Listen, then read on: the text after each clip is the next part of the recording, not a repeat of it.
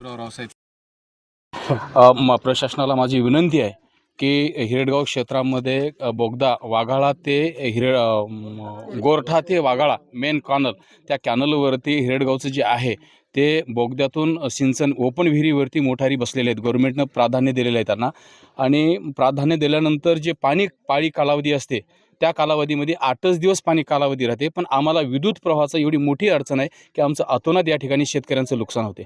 अंदाजे 100 हेक्टरच्या वर या ठिकाणी शेतकऱ्यांचं ऊस आहे.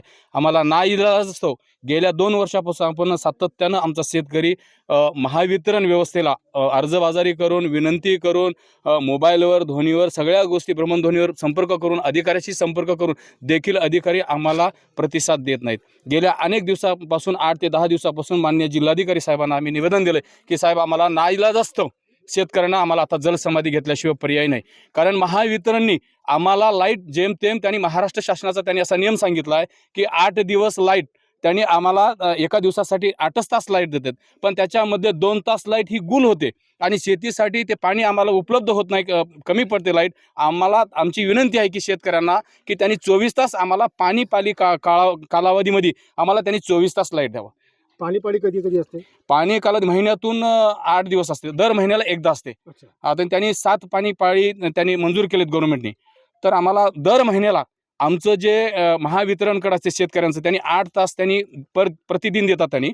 तर 8 दिवसात 8 तास दिल्यानंतर 8 तास येते दिवसा येतात की रात्री? नाही, रात्रीला येते ना. 12:30 ते 12:30 1:30ला कधी कधी लाईट टाकतात त्यांनी. 1:30ला आम्हाला शेतकऱ्याला आम्हाला जावं लागते, दांडावर जावं लागते, पाणी द्यावं लागते. आम्हाला साप आहे, इचुकिडा, ह्या सगळ्या गोष्टी काही झालं तर प्रशासन काय दखल घेणार आहे मला सांगा तुम्ही. आम्ही अनेक वेळा प्रशासनाकडे गेलोय, विद्यमान कलेक्टर साहेबांना सुद्धा त्यांनी सुद्धा लक्ष घातलं. पाणी पाळीच्या काळामध्ये तुम्हाला 8 तास वीज हे परवडत नाही, तुम्हाला जास्तीत जास्त 24 तास. आम्हाला 24 तास लाईट द्यायला पाहिजे. 24 तास जरी नाही दिली तर त्यांच्यातली कमीत कमी तरी 20 तास जरी दिलं तरी बी आम्हाला ते आवश्यक आहे. कारण ते 7च दिवस पाणी येते. इसापूर धरणाचं जे पाणी आहे ते 7च दिवसासाठी पाणी येते. त्याच्यानंतर आम्हाला लाईटची काही उपयोग नाही. कारण 8 दिवस दिल्यानंतर महिन्यामध्ये आम्हाला 8 × 24 240 तास त्या ठिकाणी आम्हाला लाईट येते आणि त्याच्यानंतर आम्हाला पुन्हा येच होईना. आणि त्यांनी दिले फक्त 56 तास आम्हाला. 56 तासामध्ये आमचं एका हप्त्यामध्ये भिजून होते काय?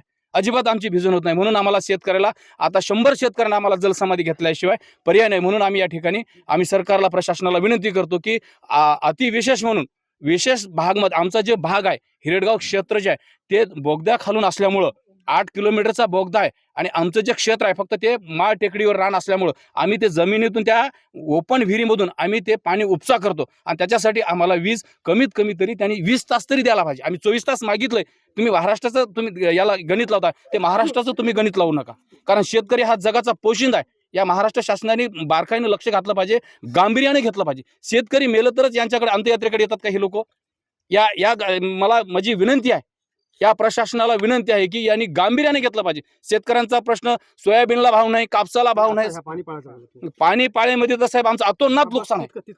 ऊसाचं पूर्ण आमचं अतोनात नुकसान झालेलं आहे. आम्ही माननीय तहसीलदार साहेब सुद्धा विद्यमान आले होते, पाहणी केलेत. अतिशय गांभीर्य आहे. मिळेल माझ्या जर हातात असतं तर मी दिलं असतं. मिळेल एसी साहेबांना भेटलो, एसी साहेब सुद्धा बोलायला तयार नाहीत. आम्ही त्यांच्या चेंबरमध्ये काल गेलो होतो मी, त्यांनी म्हणले मी देऊ शकत नाही म्हणले. नो म्हणून लागले त्यांनी इंग्लिशमधून.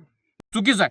आम्ही शेतकरी राजा जगाचे पोषिंदात. आम्हाला बाकीच्या गोष्टी कट करा. बाकीचं क्षेत्र आहे आम्हाला महिन्यामध्ये जवळपास 240 तास युनिट होते. तर त्याचं आम्हाला फक्त 8-10 दिवसामध्ये द्या ना. 10 दिवसात त्याच्यानंतर आम्हाला तुम्ही देऊ नका. आमच्याकडून कुठलं हमीपत्र आहे ते तुम्ही घ्या. बरं आम्ही कोणतं थकीत असेल तर सांगा. आम्ही तुमच्या प्रशासनाच्या कुठल्या अधिकाऱ्याला आम्ही उद्धट बोललोय काय नाही हेही सांगा. पण आम्ही तुमच्याशी प्रेमानं वागत असं तर शेतकऱ्यांशी तुम्ही वागलं पाहिजे, हे आमचं रास्त मागणं आहे. देश विदेशातील प्रत्येक घडामोडींचे लाईव्ह अपडेट मिळवण्यासाठी आता साम टीव्हीच्या सर्व सोशल मीडिया प्लॅटफॉर्मला लाईक, फॉलो आणि सबस्क्राईब करा. तसंच सर्व नोटिफिकेशनसाठी बेल आयकॉन प्रेस करायला विसरू नका.